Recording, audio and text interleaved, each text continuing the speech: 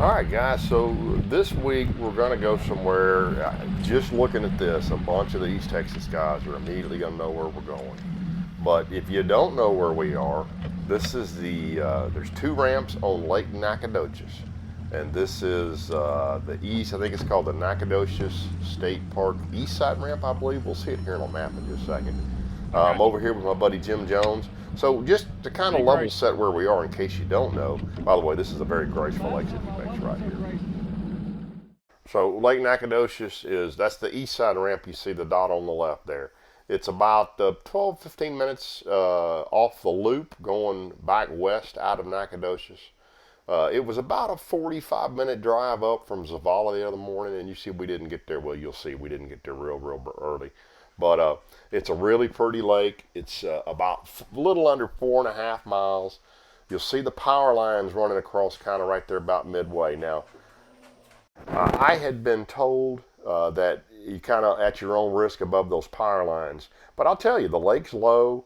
I idled most of the way up there right off the bat that morning, and then I ran back out. So that it didn't really worry me too much. For sure, if it ever gets back to pool, you can run all over the place up there because we did not bump a single stump idling around up there.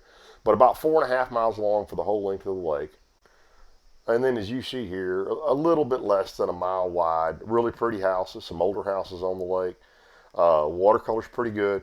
Lake historically has been full of hydrilla. Now, I'm told that they killed it, and of course, the air quote they, I don't know who they is, but I suspect some property owners maybe have killed some grass off the lake.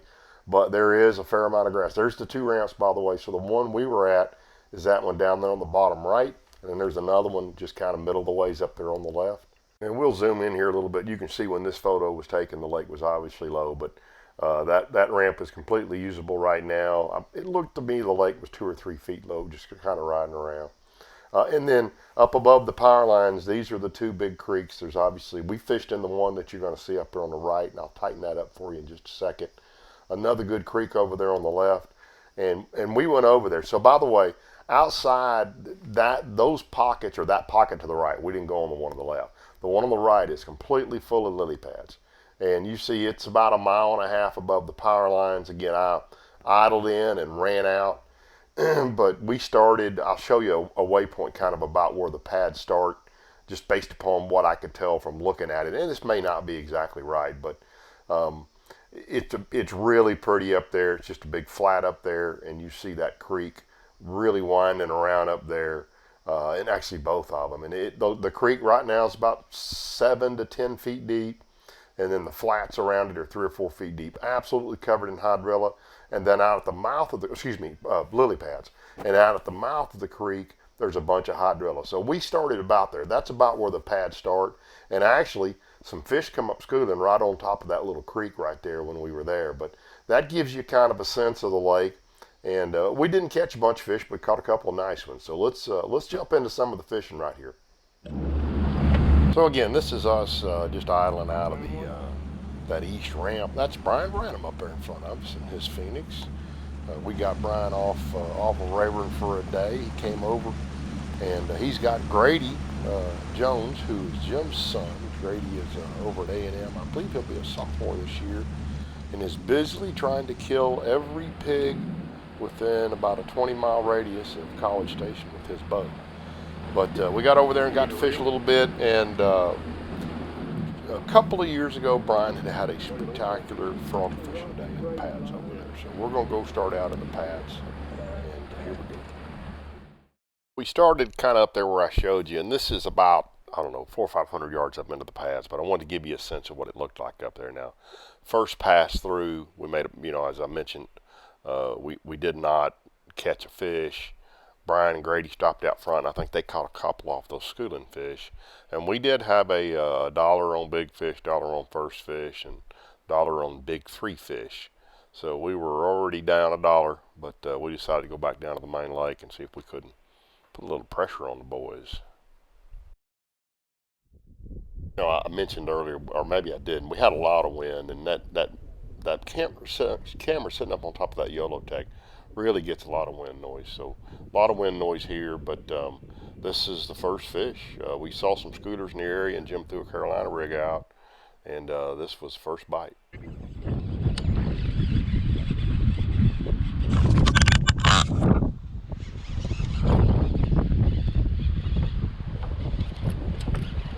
Bring him in here, and we're going to win the $1 for begging.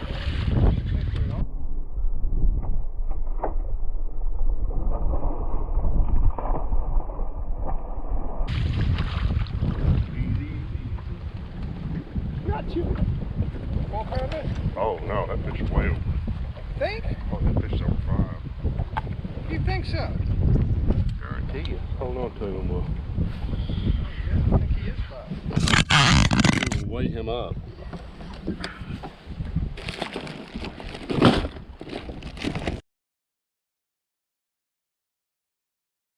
He was the coolest guy. Yeah, it wasn't just me apparently. I mean, he thought he was cool, and he had kept a little bitty chicken ship.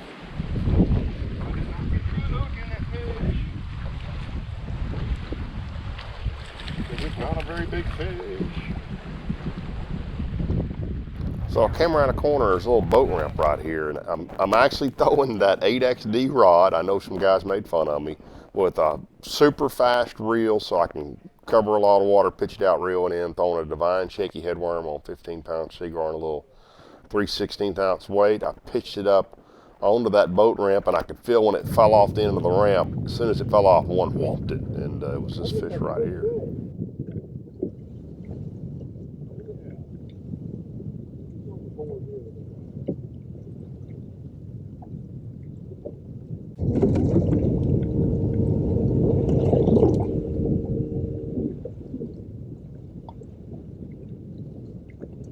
Do I need to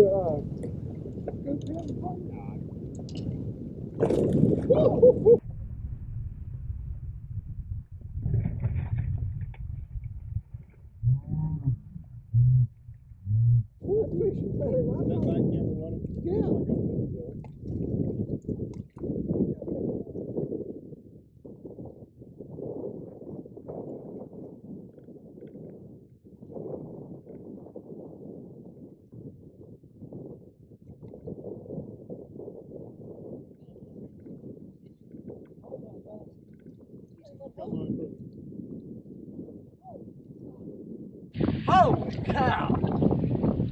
Doink! Doink! You gotta send him another picture.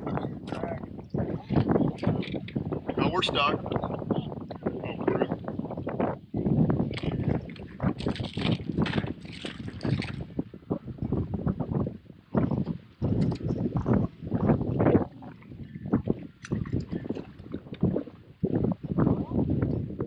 That one is a 4.8.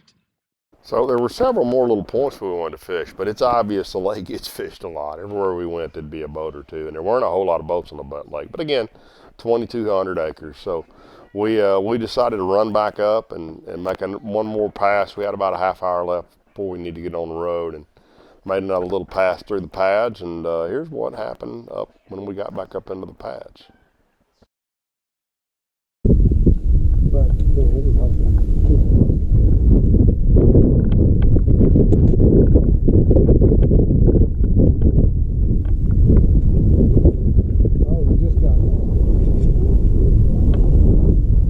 It's a 2-pounder.